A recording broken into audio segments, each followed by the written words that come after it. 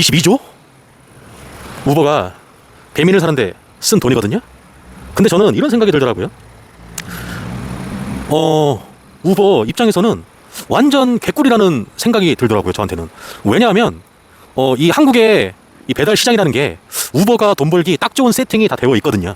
지금부터 그 이유 세 가지, 그리고 우리 라이더 형님 그리고 누님들한테 어떤 일이 벌어질지 순서대로 한번 알려드리겠습니다. 일단 팩트체크 한번 하고요. 무슨 일이 있었냐면 올해 7월 16일 날 우버가 딜리버리 히어로 DH 약 22조 원의 공개 매수 인수를 발표했습니다. 배달의 민족은 딜리버리 히어로 자회사로 우버 손자회사로 편입되어 있죠. 그러니까 우버가 한국에 있는 배달의 민족을 산 거죠. 그런데 이게 재미나게 엮이는 그러한 고등법원에서 이루어진 그런 판결이 하나 있어요. 그게 배달 라이더가 근로자성을 인정받아서 그 판결이 나온 판례가 있거든요. 이게 7월 3일 날 이루어진 건데 이게 우버가 딜리버리 히어로를 인수한 시점과 이 판결이 묘하게 엮여 있어요. 이것을 제가 한번 이야기로 풀어낼 테니까 한번 쭉 한번 얘기를 한번 들어보면 좋을 것 같습니다. 그리고 오늘 엄청 더웠어요. 요즘에 많이 덥거든요. 그래서 요즘에 제가 점심 때는 대부분 탄수화물을 잘 안 먹고 먼저 야채나 콩나물 한식 뷔페 가서 그런 걸 먼저 먹고 쌀밥은 거의 안 먹는 것 같아요. 그러고 나서 꼭 제가 식사 후에 먹는 게 뭐냐 이거거든요. 비타민 넥스 비타민 C 3000. 이게 비타민 함유가 높아가지고 그냥 빈속에 먹기에는 좀 쓰린데 식사 후에 먹어요. 그러면 좋은 게 뭐냐, 식곤증이 없고 피곤함이 덜 하더라고요. 지금 제가 60콜 정도 타고 지금 저녁 시간 11시 25분 정도인데 지금 일한 지 한 11시간 정도 된 것 같아요. 그럼에도 불구하고 쌩쌩한 거 보니까 형님 누님들도 점심 때는 한식 뷔페 가서 야채 위주의 식사를 주로 하고 고기 단백질 위주의 식사를 주로 하고 이 비타민 제가 한번 다시 보여드릴게요. 요 맥스 비타민 3000C 요거 한번 드시면 진짜 피곤함이 덜하다는 걸 확실히 느끼실 겁니다. 제가 링크 밑에 걸어놓을게요. 그러면 한번 풀어보겠습니다. 왜 우버한테 이게 개꿀 장사냐? 세 가지 이유가 있어요. 그 첫 번째가 뭐냐? 우리 대한민국은 인건비 구조가 이미 최적화가 되어 있습니다. 라이더는 근로기준법상 근로자가 아니라 특고, 분류돼서 최저임금, 퇴직금, 그리고 해고 보호가 없어요. 지금 저도 마찬가지고 우리 배민이나 쿠팡이츠 라이더분들도 보면 산재보험이나 그러한 보험료가 일부 3.3% 빠지고 그러고 나서 수입이 들어올 거예요. 그러니까 정규직 대비 회사가 지는 리스크가 훨씬 작다는 거예요. 첫 번째 이유고, 두 번째는 지금 공급이 넘쳐요. 라이더분들이 너무 많습니다. 그러니까 예전 작년보다 수입이 거의 절반 정도로 줄어든 이유가 이 라이더분들이 진짜 많아졌어요. 그러니까 26년 상반기 기준 라이더 공급 과잉이 개별 라이더 수입의 반토막의 원인이라는 겁니다. 그러니까 회사 입장에선 좋지. 왜? 너 아니어도 할 사람 많아. 그러니까 협상력에서 라이더들이 그 임금에 대한 협상력이 매우 떨어진다는 거예요. 그리고 세 번째 이유, 이미 검증된 수익화 매뉴얼이 있다는 겁니다. 딜리버리 히어로가 6년에서 7년 동안 한국에서 한 짓이 뭡니까? 프로모션 줘서 기사님들 모아, 프로모션 줘서 가맹점들 모아, 그리고 나서 조금 나았다 싶으면 수수료 개편해가지고 라이더들이나 사람들이 일하는데 불편하게 만들어. 그리고 반발해. 그러면 잠깐 후퇴했다가 다시 한번 또 다시 프로모션 주고, 이것을 계속 반복하면서 6년 7년을 왔잖아요. 그 사이에 우리는 서서히 젖어들었다는 거예요. 그러니까 얼마나 좋아. 인건비 낮지, 라이더들 의리지, 그리고 이미 수입을 만들어낼 수 있는 매뉴얼을 갖추었지. 이 세 가지 각자가 우버가 이 한국에 들어와서 개꿀 장사를 할 수 있는 아주 바탕을 갖춰냈다는 거예요. 얼마나 좋아. 근데 우버 이츠가 일본에서 이미 이 구조를 완성해 놨다는 거예요. 일본에서 똑같습니다. 일본도 우버이츠 2020년에 코로나 때 정액제 프로모션으로 점유율을 확보했거든요. 당근을 준 거죠. 그러고 나서 21년도에 후쿠오카 교토 지역에서 배달원 보수를 30% 삭감했어요. 채찍이죠. 그러니까 그 일본의 우버이츠 그 라이온 그 노조에서 최저임금도 안 된다고 반발을 한 거예요. 당연히 반발을 하겠죠. 그러고 나서 지금까지 그 소송을 하고 있다고 하더라고요. 그러니까 지금도 시간대, 날짜, 지역별로 스스로가 실시간 변동하는 그 서지 방식이 뭐냐? 급등, 급감할 때 그거의 상황에 맞춰서 공급과 정밀도를 조정한다는 거예요. 지금 우리도 똑같잖아요. 뭔가 콜이 모이면 수수료를 좀 올려가지고 기사님들이 더 탈 수 있도록 만들어주고, 그게 아니면 수수료를 완전 떨어뜨려가지고 완전히 두세 콜 갔을 때 2,000원도 안 되는 그 한 콜당 그걸 만들어가지고 기사님들을 돌릴 수 있도록 만들고, 이거를 본인들 마음대로 좌지우지 했다는 거예요. 그러니까 일본에서도 이 문제를 가지고선 노조가 반발을 했다는 거예요. 그리고 지금도 그 상황을 가지고선 일본 법원에서 그러면 너희들 노조가 우버이츠하고 그 간섭을 해가지고 이것을 조절을 해라라고 판결을 내렸는데, 우버이츠 입장에서는 이거나 정당한 보수라고 생각하지 않아 라고 지금 항소한 상태라고 얘기를 하더라고요. 그러니까 일본에서도 우버이츠가 이미 이 수입을 만들어내는 매뉴얼을 학습을 해놨다는 거예요. 근데 한국은 더 재밌습니다. 뭐가 더 재밌냐면 일본이 가지고 있는 그 구조하고 우리가 가지고 있는 구조가 조금 틀려요. 뭐가 틀리냐? 일본은 무조건 우버이츠 본사와 라이더들의 그 개혁 관계로만 이루어져서 중간에 무언가 없어요. 근데 한국은 특별한 게 있죠. 뭐가 있냐? 하청에 하청이라는 구조가 있습니다. 이게 참 재밌어요. 플러스 지사죠. 저도 잘 알고 있는데, 저도 지금 지사에서 일하고 있잖아요. 그 부릉 지사에서 일하고 있는데, 그 오더를 부릉이라는 그 중간 플랫폼에 껴서 그 중재로 이루어지는데, 이 하청에 있는 플러스 지사들 있잖아요. 그 플러스 지사가 원청인 배달의 민족, 그리고 쿠팡이츠, 뭐 우버이츠라든지 아니면 그러한 그 플랫폼들 원청에 중간에 지사 하청을 낀다는 거예요. 이게 참 재밌는 구조입니다. 여기서 제가 얘기했던 그 서울고등법원에서 그 라이더에게 그 판결을 내렸던 그 사건과 맞물리는 그 일이 벌어지거든요. 그 어떤 일이냐? 한번 제가 얘기해 볼게요. 자, 구조가 어떻게 되느냐? 원청이 배민과 쿠팡이츠잖아요. 그러면 중간에 배달 대행사, 그 어떠한 구조가 낍니다. 그러면 원청에서 일정량의 그 금액을 내려줘요. 그러면 그 금액을 지사에게 뿌려줍니다. 그러면 그 지사 플러스 지사에서는 라이더들을 모집을 해서 그 라이더에게 적절한 그 보수를 지급해줍니다. 이게 지금의 플러스 지사들의 그 구조거든요. 근데 이게 굉장히 원청에게는, 배민이나 쿠팡이츠에게는 굉장히 좋은 구조예요. 어떤 면에서 근로자를 쓰기에 굉장히 좋은 구조입니다. 어느 면에서 문제가 생겼을 때 그 법적인 책임을 원청이 지지 않고 지사가 지는 구조예요.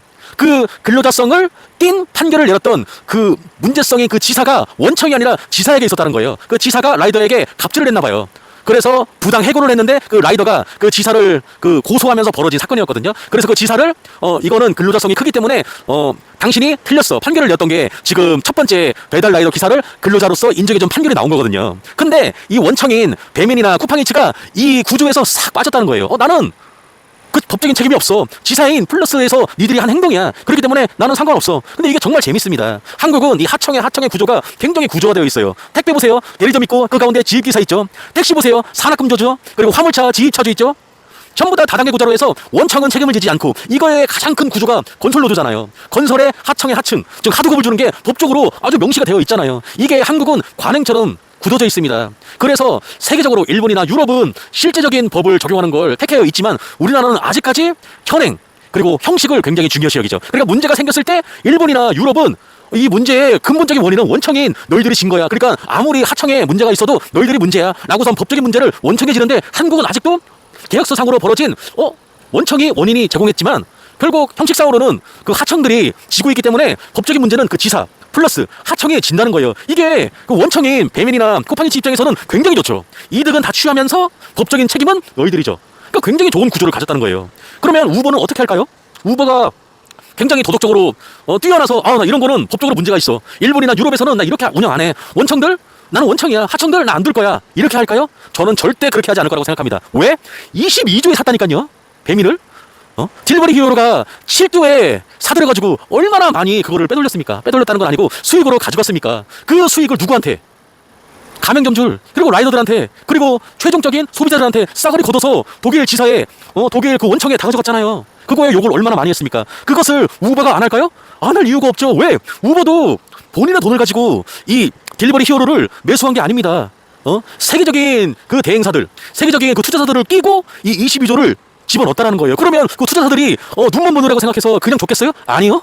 어떻게 해서든 이거는 개꿀 장사야. 어떻게 해서든 25조 무조건 회수할 수 있고 그 이상으로도 회수할 수 있어 라는 입장이 됐기 때문에 그들이 22조를 끌어넣은 거 아니에요? 우버 입장에서는 못할 이유가 없죠. 그러니까 예전에 네이버에서도 뭐 배민을 산다 뭐 그런 얘기가 있었지만 결국은 우버에서 샀잖아요. 그러면 우버는 반드시 이것을 방패막이로 삼을 겁니다. 그러면 앞으로 우버는 어떻게 배달의 민족을 운영할까요? 제가 봤을 땐 예상 시나리오는 세 가지로 될 것 같아요. 그 첫 번째로는 우리 공정위의 심사를 통과해야만 이제 정식적으로 우버가 배달의 민족을 운영할 수 있으니까, 그때부터는 한국은 핵심 시장이라는 메시지를 주면서 라이더들에게 또 가맹점들에게 프로모션을 유지를 할 겁니다. 당연하죠. 프로모션을 던져줘야지 쿠팡이츠도 견제하고 뭐 배달통이라든지 이런 어플들을 견제하면서 라이더들을 확보하겠죠. 두 번째, 수수료를 조정하면서 배달 단가 단계적 축소, 알고리즘 기반의 배차를 조정하면서 겉으로는 안 드러나는 방식으로 교묘하게 조금씩 그 수수료를 조절하면서 수익을 만들어 가겠죠. 그리고 마지막으로 이미 한국 시장에 들어왔는데 이 검증을 통해서 수익이 만들어지는지 안 만들어지는지, 그리고 이것이 더욱더 들어가야 되는지 안 들어가야 되는지에 대한 그러한 판단을 하겠죠. 그러고 나서 이거 될 것 같은데 하면은 쭉 갈 것이고, 만약에 안 된다면 우버는 예전에도 우버 택시 또 우버 이츠 들어갔다 철수한 사례가 있어요. 그러면 무조건 이 시장에 들어왔는데 안 돼. 그러면 철수하는 그 절차를 취하겠죠. 매각이나 축소로 언제든지 선택지가 있다는 거예요. 한국은. 우버는 그 경험이 있기 때문에 이 세 가지의 시나리오로 우버는 진행이 될 것 같습니다. 그러면 우리 입장에서, 우리 라이더들 입장에서는 어떻게 해야 될까요? 무조건 좋은 그 수익 구조는 만들어지지 않을 겁니다. 하지만 프로모션을 쭉 풀 때는 그 프로모션을 받아서 먹어야겠죠. 그러면서 제가 볼 때는 무엇이 두 번째로 선행돼야 하냐? 현장 투쟁은 어려워요. 왜? 이 구조, 우리 배달 대행이라는 이 구조 자체가 굉장히 얄팍하잖아요. 들어왔다 나가는 그 구조가 너무나 약해요. 그러니까 그 노조가 아무리 있다 하여도 이 구심점이 매우 낮습니다. 그렇기 때문에 판례와 입법으로 방어선을 쌓는 전략이 현실적일 것 같아요. 정치권이든 어디든 계속적으로 이러한 그 항의나 이러한 건의를 통해서 우리의 라이더들의 그 입장을 표명함으로 이거를 법제화하는 것을 계속 만들어가는 작업이 필요할 겁니다. 지금도 정치권이나 사람들이 이 특고에 포함되어 있는 이러한 노동자들을 근로자성으로 만들어내기 위해서 여러 가지 방편을 만들고 있다고 하더라고요. 그러니까 이러한 목소리들을 계속 내야 한다고 생각을 들어요. 그러니까 이번에 판례를 통해서 근로자성을 한번 인정받은 그것이 나는 시작이라고 생각을 합니다. 그거와 함께 우리가 해야 되는 것은 무엇이 있겠어요? 프로모션에 따라서 움직이되 우리가 할 수 있는 최선의 노력을 다해서 콜을 수행하는 게 우리의 입장이라고 생각을 합니다. 그러니까 우버 입장에서는 배민을 가장 효율적으로 움직이기 위해서 최선의 노력을 다할 거고 당근과 채찍을 적절하게 주면서 이것을 운영하려고 노력을 할 거고 우리들은 그 당근을 싹 빼먹으면서 채찍이 올 때는 채찍을 피해서 당근을 주는 뭐 쿠팡이라든지 아니면 일대라든지 이러한 구조로 가서 그 당근을 또 먹고 또 당근을 또 주면 그 당근을 가고 이러한 우리의 입장을 계속 만들어가야 된다고 저는 생각을 해요. 굉장히 유연해야 된다고 생각을 합니다. 한쪽만을 고수하면은 무조건 먹히는 시장이에요. 그렇기 때문에 우리는 훨씬 더 스마트해져야 되고 훨씬 더 날렵하게 운영해야 된다고 생각을 합니다. 자, 그러면은 우버 입장에서 배민을 인수하는 거 정리하면 이렇습니다. 우버 입장에서는 이 딜이 정말 나쁘지가 않아요. 좋은 선택이라고 생각합니다. 인건비 구조에서 또 협상력에서 매뉴얼, 방패까지 다 갖춰져 있는 한국의 시장입니다. 그 시장적인 입장에서는 우버는 나쁘지 않습니다. 하지만 우리 라이더들은 굉장히 똑똑하잖아요. 우리 대한민국 사람들 굉장히 똑똑합니다. 그렇기 때문에 우버의 그러한 얄팍한 프로모션에 우리 놀아나지 말고 알맹이랑 쏙 빼먹고 또 다른 당근이 왔을 때 그 당근도 쏙 빼먹고 하는 우리의 입장을 고수하자고요. 그래야만 이러한 그 외부의 자본들이 들어와서 우리를 회젓지 못하게 우리가 스마트하게 움직이는 게 우리의 정답이라고 생각합니다. 또 다른 그러한 의견이나 또 다른 그러한 방편이나 그리고 또 다른 어떠한 내용이 있으면 댓글로 수도 없이 많이 그 내용을 달아주세요.